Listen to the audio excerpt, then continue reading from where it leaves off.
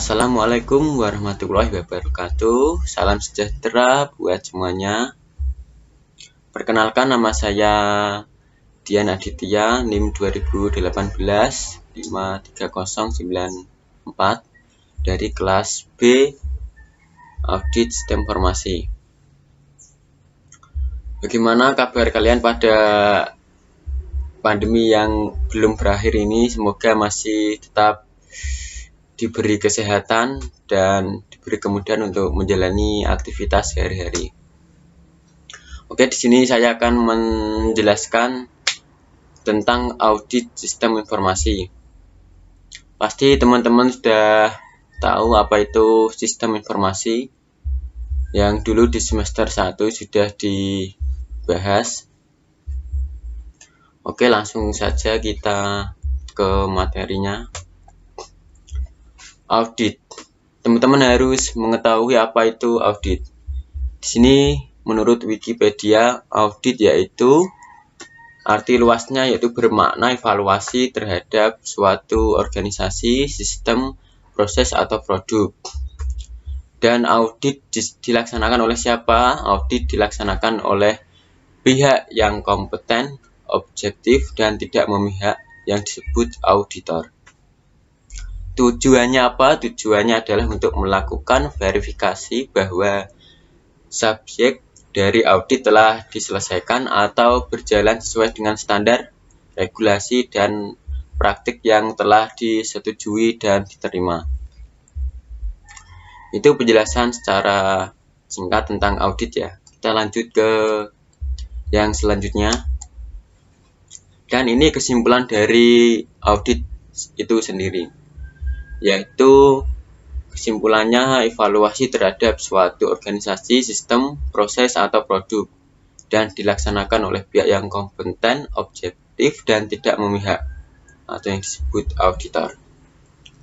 Oke, selanjutnya tujuan. Nah, ini adalah tujuan dari audit, yaitu verifikasi bahwa subjek dari audit telah diselesaikan atau berjalan sesuai dengan standar, regulasi, dan praktik yang telah disetujui dan diterima.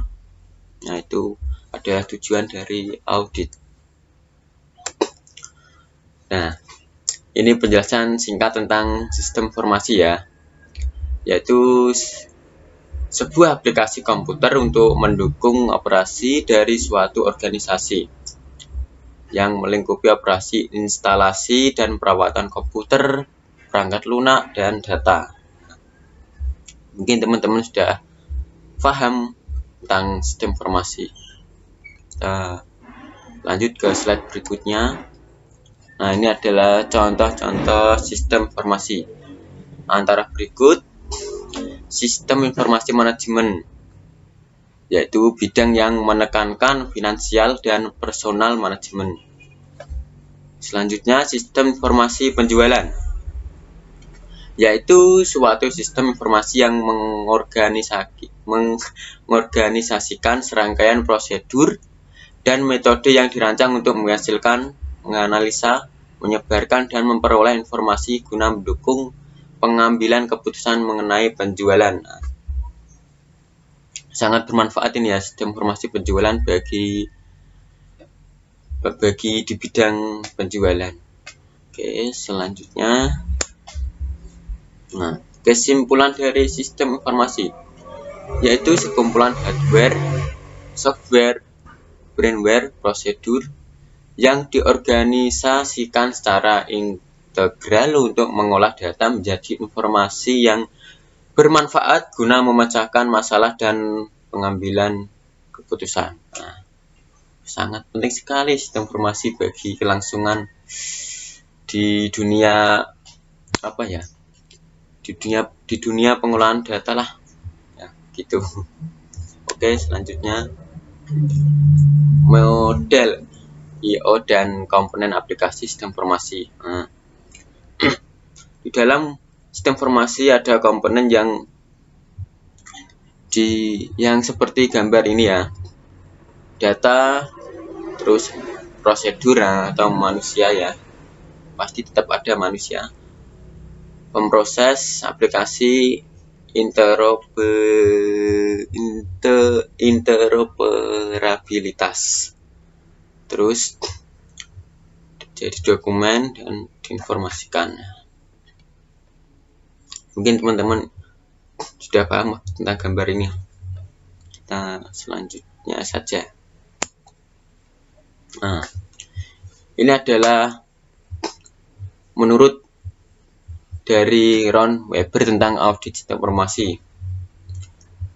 Audit sistem informasi adalah proses pengumpulan dan penilaian bukti-bukti yang menentukan apakah sistem komputer dapat mengamankan aset, memelihara integritas data, dapat mendorong pencapaian tujuan organisasi secara efektif, dan menggunakan sumber daya yang secara efisien. Nah, itu menurut Ron Weber. Tujuan audit sistem informasi ada 4 tujuannya. Yang pertama, mengamankan aset, menjaga integritas data, menjaga efektivitas sistem, dan mencapai efisien sumber daya. Sangat komplit ya tujuannya. Oke, lanjut. Nah, yang pertama kita membahas tentang tujuan mengamankan aset. Aset itu sangat penting bagi perusahaan. Dari itu harus diamankan secara berlapis ya, agar tidak hilang atau tidak diretas oleh pihak yang tidak bertanggung jawab. Nah, penjelasan dari mengamankan aset yang berhubungan dengan instalasi sistem informasi mencakup perangkat keras, hardware, perangkat lunak, software, manusia, file data, dokumentasi sistem, dan peralatan pendukung lainnya. Oke, lanjut. Nah, tujuan integritas data ini juga penting dalam perusahaan. Integritas data berarti data memiliki atribut, yaitu kelengkapan, baik dan dipercaya, kemurnian, dan ketelitian. Tanpa menjaga integritas data, organisasi tidak dapat memperlihatkan potret dirinya dengan benar atau kejadian yang ada tidak terungkap seperti apa adanya. Keputusan maupun langkah-langkah penting di organisasi salah sasaran karena tidak didukung oleh data yang benar. Perlu pengorbanan biaya. Ya, memang biaya sangat diperlukan dalam menjaga integritas data ya. Oleh karena itu, upaya yang dilakukan untuk menjaga integritas data dengan konsekuensi akan ada biaya prosedur pengendalian yang dikeluarkan harus sepadan dengan manfaat yang diharapkan. Oke, lanjut. Tujuan efektivitas sistem. Sistem informasi dikatakan efektif hanya jika sistem tersebut dapat mencapai tujuannya. Nah, kalau belum mencapai tujuannya, belum bisa disebut sistem yang efektif. Perlu digarisbawahi yaitu perlu upaya untuk mengetahui kebutuhan pengguna sistem tersebut, user ya. Apakah sistem menghasilkan laporan atau informasi yang bermanfaat bagi user, misal pengambil keputusan. Sangat penting ya pengambil keputusan ya.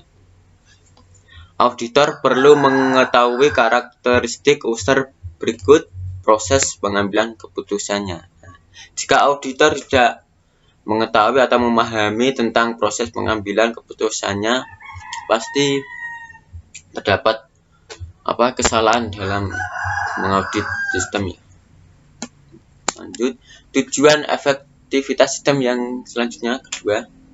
Biasanya audit efektivitas sistem dilakukan setelah suatu sistem berjalan beberapa waktu. Manajemen dapat meminta auditor untuk melakukan post audit guna menentukan sejauh mana sistem telah mencapai tujuan. Evaluasi ini akan memberikan masukan bagi pengambilan keputusan apakah kinerja sistem layak dipertahankan atau harus ditingkatkan atau perlu dimodifikasi atau sistem sudah usang sehingga harus ditinggalkan dan dicari penggantinya. Selanjutnya, efektivitas sistem yang ketiga juga dapat dilaksanakan pada tahap perencanaan sistem. User tidak dapat mengungkapkan kebutuhan sistem dirasa perlu untuk mereview kembali spesifikasi sistem yang telah dibuat. Ini selanjutnya, tujuan efisiensi sumber daya. Dikatakan efisiensi jika ia menggunakan sumber daya seminimal mungkin, sangat bagus, untuk menghasilkan output yang dibutuhkan. Pada kenyataannya, sistem informasi menggunakan berbagai sumber daya, seperti mesin dan segala perlengkapannya, perangkat lunak, sarana komunikasi, dan tenaga kerja yang mengoperasikan sistem tersebut. Harus berkompetisi untuk memberdayakan sumber daya yang ada tersebut. Pendekatan audit sistem informasi. Pendekatan temuan, yaitu yang berfokus utama ditekankan pada jenis kesalahan yang terjadi dalam suatu sistem informasi. Setelah itu ditentukan kendali yang dapat digunakan untuk mengurangi kesalahan tersebut sampai pada batas yang dapat diterima. Selanjutnya, pendekatan kendali, yaitu yang berfokus pada kendali-kendali di dalam suatu sistem informasi yang dapat digunakan untuk mengurangi kesalahan sampai pada level yang dapat diterima. Selanjutnya yaitu aspek yang diperiksa. Audit secara keseluruhan menyangkut efektivitas efisiensi, yaitu availability system, reliability, confidentiality, dan integrity, serta aspek security. Selanjutnya yaitu audit atas proses modifikasi program, audit atas sumber daya dan data file. Audit SI sendiri merupakan gabungan dari berbagai macam, antara lain tradisional audit, manajemen sistem informasi akuntansi, ilmu komputer, dan behavioral science. Oke. Tahapan audit sistem informasi. Menurut Ron Weber terdapat 5 langkah atau tahapan sistem informasi. Maksud saya audit sistem informasi yaitu perencanaan audit, pengetesan kendali, pengetesan transaksi, pengetesan keseimbangan atau keseluruhan hasil, pengakhiran atau penyelesaian audit. Menurut Gallegos CS, tahapan audit sistem informasi mencakup aktivitas yaitu perencanaan, pemeriksaan lapangan, laporan, tindak lanjut, pengumpulan data. Untuk memulai proses audit harus ada pengumpulan data ya, itu sangat penting. Melalui berbagai teknik termasuk survei, interview, observasi, dan review dokumentasi. Bisa jadi bukti-bukti audit yang diambil oleh auditor mencakup bukti elektronis atau data dalam bentuk file soft copy. Pengumpulan data, evidence methods. Dalam proses pengumpulan bukti ini ada beberapa cara yang sering dipakai, yaitu audit around komputer, audit through komputer, dan audit with komputer. Secara menggunakan komputer semuanya. Pengumpulan data masih pengumpulan data. Jika tingkat pemakaian TI tinggi, maka audit yang dominan digunakan adalah audit with komputer. Biasanya disebut dengan teknik audit berbantuan komputer atau menggunakan CAAT. Untuk menganalisa data, misalnya saja data transaksi penjualan, pembelian, transaksi, aktivitas, persediaan, aktivitas nasabah, dan lain-lain. Tentunya untuk aspek security, ada kalanya auditor dituntut mempunyai keahlian teknis yang cukup memadai untuk menguji keamanan sistem. Standar yaitu sesuatu yang harus dipenuhi oleh isi auditor. Standar yang digunakan dalam mengaudit teknologi informasi adalah standar yang diterbitkan oleh ISAACA, yaitu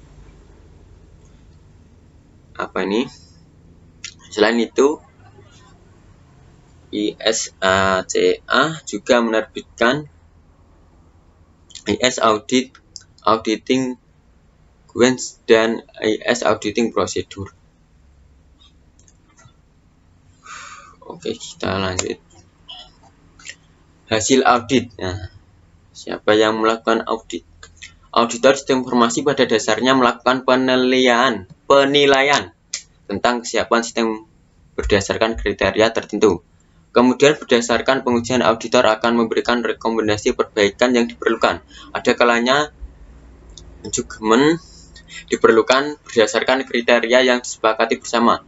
Penanggung jawab sistem yang diaudit tetap berada pada pengelola sistem, bukan di tangan auditor. Atas rekomendasi yang diberikan, tentunya diharapkan ada tindak lanjut perbaikan bagi manajemen.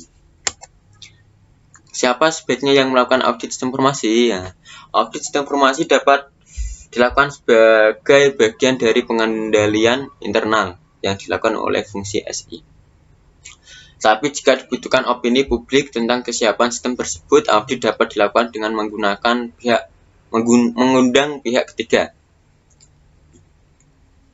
Jika sebuah hasil audit SI perlu dipublikasikan, tentunya perlu perangkat hukum yang mengatur tata cara pelaporan tersebut.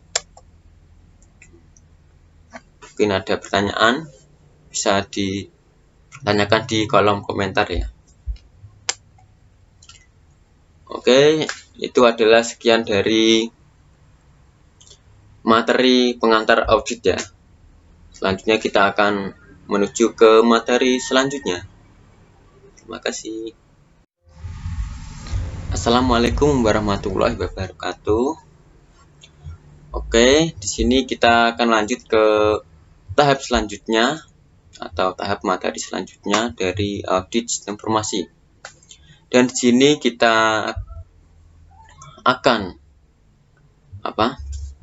mengetahui tentang tahapan audit sistem informasi yang akan saya jelaskan secara singkat ya. Oke. Tahap-tahapan audit sistem informasi yang terdiri dari 5 tahap antara berikut ini. Yang pertama, tahap pemeriksaan pendahuluan, tahap pemeriksaan rinci, tahap pengujian kesesuaian, tahap pengujian kebenaran bukti, dan tahap penilaian secara umum atas hasil pengujian. Setelah dilakukan audit, maksudnya setelah pengumpulan data akan dilakukan audit dengan acuan tahap-tahap ini ya. Yang pertama, tahap penilaian secara umum atas hasil pengujian. Audit meliputi struktur pengendalian internal yang diterapkan perusahaan yang mencakup 1. Pengendalian umum, 2. Pengendalian aplikasi yang terdiri dari A. Pengendalian secara manual, B. Pengendalian secara output sistem informasi, dan C. Pengendalian secara yang sudah diprogram. Pengendalian umum. Pengendalian umum dilakukan secara aspek fisikal maupun logikal. Apa itu aspek fisikal? Yaitu aset-aset fisik perusahaan, sedangkan aspek logikal biasanya terhadap sistem informasi di level manajemen, misal sistem informasi operasi maksudnya. Pengendalian umum sendiri digolongkan menjadi beberapa, di antaranya adalah pengendalian organisasi dan otorisasi maksud saya. Pengendalian operasi, pengendalian perubahan, pengendalian akses fisikal dan logikal. Macam-macam pengendalian aplikasi antara berikut: organisasi aplikasi, akses aplikasi, input, proses, output, master file atau database. Kertas kerja. Kertas kerja audit itu sendiri yaitu catatan yang dibuat auditor tentang prosedur yang diterapkan, pelaksanaannya, pengujian, dan bukti yang diperoleh serta kesimpulan yang diperoleh selama audit. Kertas kerja merupakan pendukung utama laporan audit, alat koordinasi dan supervisi bukti bahwa audit telah dilakukan sesuai standar. Oke. Tujuan kertas kerja. yaitu untuk mendokumentasi semua bukti audit yang diperoleh selama pelaksanaan audit. Kedua, untuk mengorganisasikan atau mengkoordinasikan semua tahap atau langkah-langkah audit. Yang ketiga, untuk membantu auditor senior, partner atau pimpinan kantor akuntan dalam mereview pekerjaan yang dihasilkan oleh stafnya. Yang keempat, untuk mempermudah atau sebagai dasar penyusunan laporan audit.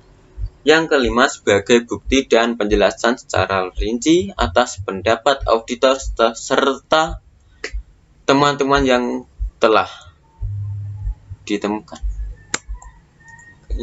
Pedoman pembuatan kertas kerja. Nah, jika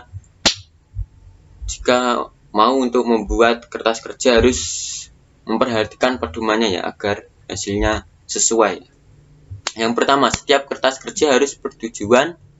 Nah, jika kertas kerja tidak mempunyai tujuan, lalu bagaimana hasilnya itu? Setiap topik dibuatkan kertas kerja sendiri agar tidak ada campur aduk. Identitas judul yang jelas, diberi indeks atau indeks silang. Semua langkah prosedur audit harus dijelaskan. Berisi komentar audit yang mencerminkan kesimpulan. Ada paraf dan tanggal pembuatannya. Penyimpanan terpisah antara yang sudah selesai dan yang belum selesai. Ini harus diperhatikan ya. Oke. Jenis-jenis kertas kerja. Kertas kerja ada beberapa ya. Antara lain kertas kerja neraca saldo, jadwal dan analisis, memo audit dan informasi pendukung, jurnal penyesuaian dan pengklasifikasian kembali. Fungsi kertas kerja. Kertas kerja mempunyai fungsi yang sangat penting antara lain. Pendukung pendapat auditor, membantu dalam pengarahan dan pengawasan pekerjaan. Penyediaan catatan tentang prosedur audit yang dilakukan, pengujian yang dilakukan, informasi yang diperoleh, kesimpulan yang dicapai, dan menyediakan bukti bahwa audit telah diarahkan menurut standar profesional audit internal. Nah, itu fungsi dari kertas kerja. Kelengkapan kertas kerja antara lain, kertas kerja itu harus akurat dan lengkap ya, supaya informasi dapat tersampaikan secara detail. Kertas kerja harus berdiri sendiri. Dalam hal ini harus dinyatakan secara jelas bahwa pekerjaan telah dilaksanakan, bagaimana dan dari mana sampel dipilih, tujuan kertas kerja, temuan apa saja yang telah dibuat, dan lain-lain.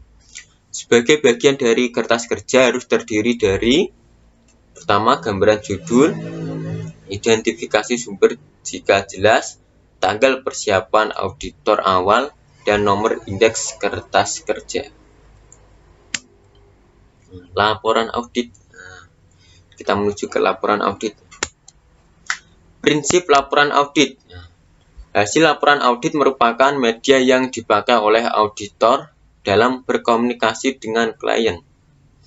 Laporan audit berupa komunikasi dan ekspresi auditor terhadap objek yang diaudit, agar laporan yang ekspresi tersebut dapat dimengerti. Maka laporan itu harus mampu dipahami oleh penggunanya. Penting ini, harus dipahami oleh penggunanya. Laporan audit ini terdiri dari yang pertama, maksud dan tujuan dari review pengendalian terhadap penerapan TI di klien.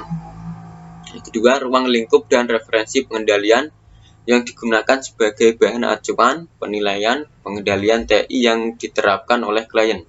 Yang ketiga, metodologi review merupakan langkah-langkah audit dan teknik memperoleh informasi untuk mendukung laporan review. Ini adalah bagian dari laporan audit ya. Nah, ini lanjutannya. Yang keempat, pernyataan penjelasan hasil review, yaitu permasalahan menjelaskan pokok masalah yang saat ini dihadapi oleh klien. Temuan menjelaskan bukti audit untuk mendukung kesimpulan masalah. kriteria atau standar yang menjelaskan pengendalian secara yang seharusnya diterapkan oleh klien. Kondisi menjelaskan sebab dan akibat serta aktivitas atau kegiatan terkini. Lanjut, masih. Resiko menjelaskan potensi dan dampak negatif terhadap hilangnya atau tidak diterapkannya pengendalian. Tahapan manajemen menjelaskan komentar dan tahapan manajemen terhadap permasalahan dan temuan yang telah disampaikan. Rekomendasi menjelaskan saran-saran perbaikan dan implementasi pengendalian yang harus diterapkan dalam kegiatan aktivitas klien. Selanjutnya yaitu acuan pelaksanaan audit. Pelaksanaan audit sistem informasi dilaksanakan berdasarkan risk-based approach dengan mengacu pada COVID 5.0, ISO 17799 2005, best practices lainnya seperti ini. Oke, lanjut. Pelaksanaan audit. Pelaksanaan audit dilakukan secara tepat dan dapat dilaksanakan adalah penyampaian kuesioner pengendalian sistem informasi.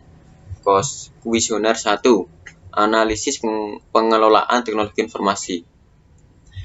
Kuesioner kedua, analisis pengelolaan teknologi informasi. Yang selanjutnya yaitu wawancara. Yang selanjutnya yaitu observasi. Infrastruktur pendukung data center, sistem informasi, database, internet, perangkat keras lunak, kebijakan dan standar operation prosedur. Studi kebijakan, prosedur, dan dokumentasi pengujian dengan menggunakan perangkat lunak. Nah, dan itu yaitu tahapan dari audit ya. Sudah saya jelaskan dengan singkat, semoga teman-teman semuanya bisa paham. Oke, sekian dari materi tersebut. Kita nanti akan lanjut ke materi selanjutnya ya. Terima kasih.